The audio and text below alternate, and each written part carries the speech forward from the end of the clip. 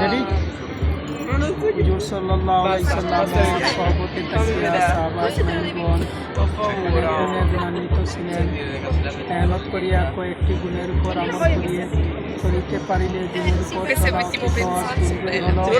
কালিমা তাইয়্যিবা ঈমান লা ইলাহা ইল্লাল্লাহ মুহাম্মাদুর রাসূলুল্লাহ। আল্লাহ সারা করে Io se no ci sto un po' occupata.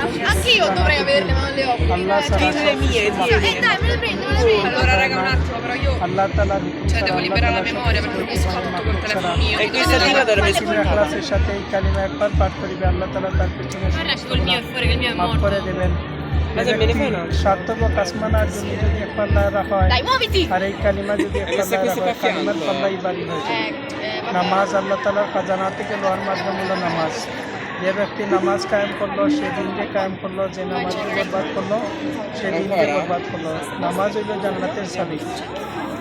ফরজ নামাজ আমরা জামাতের সাথে আদায় করবো, ওয়াজিব সুন্নতের পাবন্দি করবো, নফল নামাজ বেশি বেশি করে ইলিম ইলিম আল্লাহ তাআলার কখন কোন আদেশ নিষেধ তা জানিয়ে হুজুর সাল্লাল্লাহু আলাইহি সাল্লামের তরিকায় আমল করা। যে ব্যক্তি ইলিম শিক্ষার জন্য যে কোনো রাস্তা অবলম্বন করবে আল্লাহ তাআলা তার জন্য জান্নাতের রাস্তা সহজ করে দিবেন।